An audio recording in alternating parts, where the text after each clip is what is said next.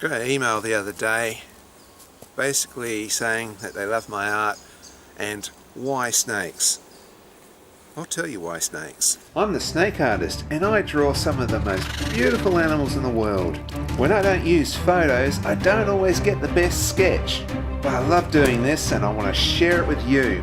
So come along on the adventure as I fill my journal with some of the most amazing wildlife.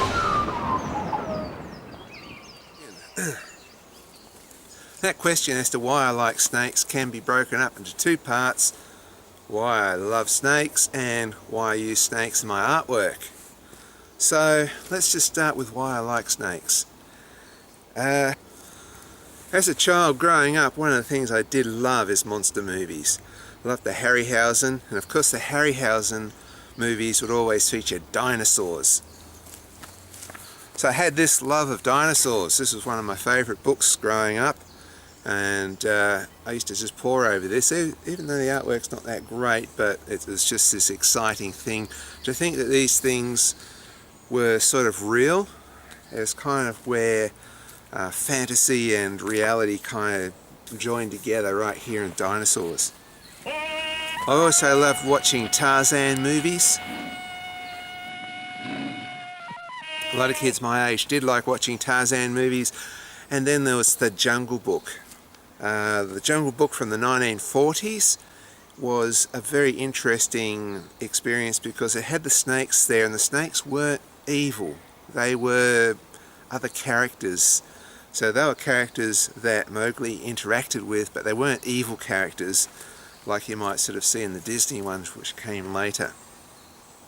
At the time, the only people that were saying snakes were evil were people in church, which they were talking about sort of more mythology, and grandparents. So, you know, there's that older generation that just saw snakes as being evil. And here in Australia, of course, they are highly venomous, but it's not like you're sort of coming across them all the time, unless you live way out in the country. One of the other things that broke the traditional snakes are all evil idea was a guy called Harry Butler. Long before Steve Irwin in Australia, we had Harry Butler. And the interesting thing about him in the 70s, he'd come up and pick up a scorpion, say a beautiful creature. He would sort of talk about the beauty of snakes, or he'd talk about them just not wanting to hurt people. And that was, for me, a revelation that, hey, I should have a second look at some of the animals that everybody hates and see the beauty in them, especially as an artist. I have a great love for lizards. Again, it comes back to the whole dinosaur thing. I watch dinosaurs on movies, I'd see dinosaurs in books, and then in the backyard there are tiny little lizards that look like tiny little dinosaurs. So as I get older, I get bigger lizards. I get right into that. I become president of the Herpetological Society of Tasmania. And while I'm the president of the Herp Society, I was asked to give talks in schools and to do it with snakes. So I ended up keeping a few tiger snakes, casually as you do. Ended up giving safety talks, talked about how beautiful these animals were, and for many years, alongside of my art and printing wildlife t-shirts to get the message out that wildlife was wonderful, I was also doing lots of snake shows. When I thought about it, I was an artist and I was into snakes, so snake artist just seemed to happen. I just sort of fell into that job.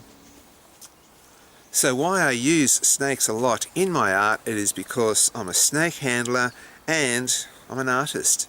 So naturally comes together. However, they are wonderful shapes. I can put these guys into Celtic knots if I want. I can draw any line, any wiggly line I want, and then turn that into a snake. Once I worked out how to crack the code of doing the patterns, which is their scales, and get that right, I could draw a snake any way I want to, and that gave me a lot of artistic freedom. Should also point out that the swervy, smooth lines of a snake, I also enjoy seeing art and doing art with octopus tentacles, with vines, with eels, with anything that sort of can swirl around. Also, when you look at Art Nouveau, that has swirly natural shapes as well. And when I was growing up looking around at buildings and furniture, the ones with Art Nouveau on I thought looked way better than everything else around. So I had sort of like, an attraction to that as well. So along with vines and octopus tentacles, you could sort of look at Alphonse Mucha's lady's hair. The critics used to sort of say spaghetti hair, but I think it's beautiful. So every now and again, sketching snakes and having an actual snake in front of me, those things come together, and that's when you see the snake artist do what the snake artist does.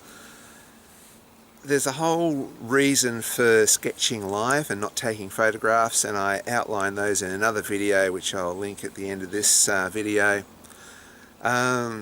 But I just enjoy the adventure and the excitement of that too. It's sort of coming back to, Tarzan, Mowgli, just enjoying nature face to face, interacting with these interesting characters rather than evil creatures. Because every snake has a personality, it has a way of behaving. Every animal acts in a certain way, and they communicate and they talk through body language. Sometimes they're not that happy, but again, they're not evil. They are just communicating the way they want to communicate. So hopefully that answers the question as to why I like snakes. And it's time for the giveaway, and the winner of best comment in the last video was Gotta Love Carpet Pythons, and I think you should check out her channel too. Gotta Love Carpet Pythons. What a brilliant name for a channel. I'll put a link down in the description. You're a winner. Give me a private message. I'll put my email down below. Email me and I'll give you that t-shirt. Everyone else, there's going to be another t-shirt giveaway in a couple of videos time. I'll see you next time, and of course check out the videos on why I draw live, and I'll probably just another nice snake video here because I love snakes. See you next time. I'm going to go this way.